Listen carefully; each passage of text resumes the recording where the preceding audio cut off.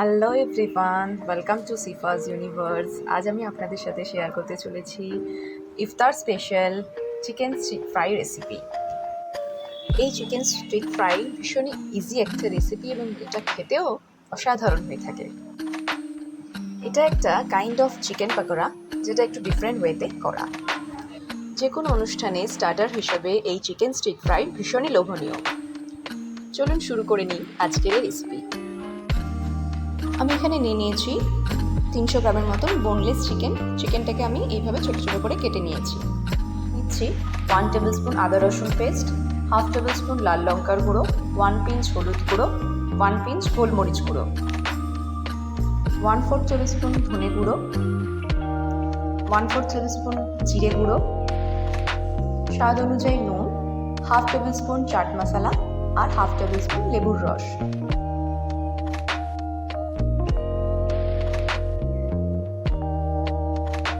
আর দিচ্ছি 2 tablespoon dark soy sauce আর 2 tablespoon tomato ketchup.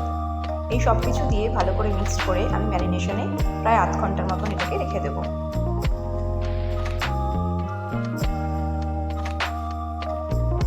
হাত দিয়ে এইভাবে এটাকে ভালো করে মেখে নিতে হবে। আপনারা যদি চান স্পুনের ব্যবহারও করতে পারেন, আর যদি হাতে আপনাদের সময় কম থাকে তাহলে আপনারা এটাকে 15 মিনিটসের মতো ম্যারিনেট করেও রাখতে পারেন।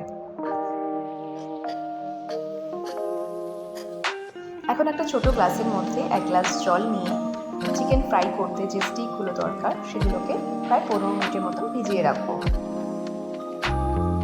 এরপরে আমি এখানে কিছু ভেজিটেবলস নিয়েছি, যেমন টমেটো, পেঁয়াজ, ক্যাপসিকাম।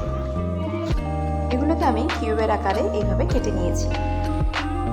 মোটামুটি আধ ঘন্টা হয়ে গেছে আমি এটাকে ম্যারিনেট করেছি। এখানে এখন আমি আরও কিছু ইনগ্রিডিয়েন্টস অ্যাড করে নেব। নিয়ে নিচ্ছি 1 টেবিল স্পুন ময়দা আর 2 টেবিল স্পুন কর্নফ্লাওয়ার। এখানে এই কর্নফ্লাওয়ার আর ময়দার অনুপাতটা অবশ্যই 1:2 অনুপাতে মেশাবেন। যদি 1 টেবিল স্পুন ময়দা মেশানো হয় তাহলে তার সাথে 2 টেবিল স্পুন কর্নফ্লাওয়ার মেশাতে হবে। এই রেশিওটা যদি আমরা ঠিকঠাক রাখি তাহলে চিকেনের কোটিংটা একদম পারফেক্ট হয়। এখন এই টুথপিকের একটা স্টিক নিয়ে একে একে সমস্ত ভেজিটেবলস আর চিকেনগুলো আমি এর মধ্যে ঢুকিয়ে দেবো।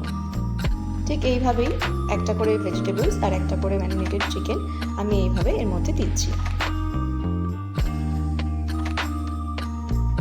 সবগুলো এইভাবে আমি রেডি করে নেব। এগুলোকে আপনারা যেভাবে ইচ্ছা সাজাতে পারেন।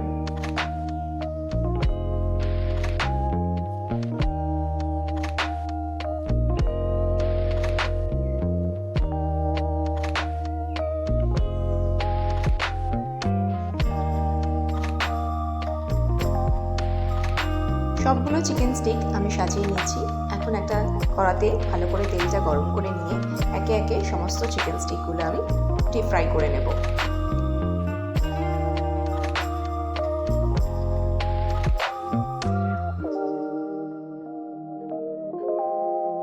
অবশ্যই এখানে গ্যাসের ফ্লেমটা মিডিয়ামে রেখে তারপর আপনার চিকেনগুলোকে ফ্রাই করবেন, নাহলে উপর থেকে ব্রাউনিশ কালারটা তাড়াতাড়ি চলে আসবে কিন্তু চিকেনগুলো প্রপারলি সেদ্ধ হবে না।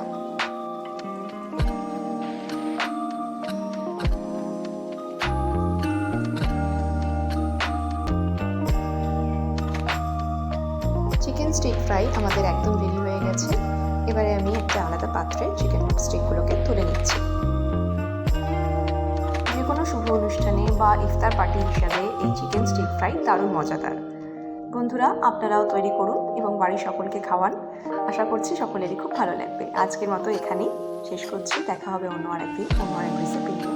ভিডিওটা যদি তোমাদের ভালো লেগে থাকে তাহলে প্লিজ একটা লাইক, শেয়ার অ্যান্ড সাবস্ক্রাইব করে দিও। And don't forget to spread love and happiness. Thank you.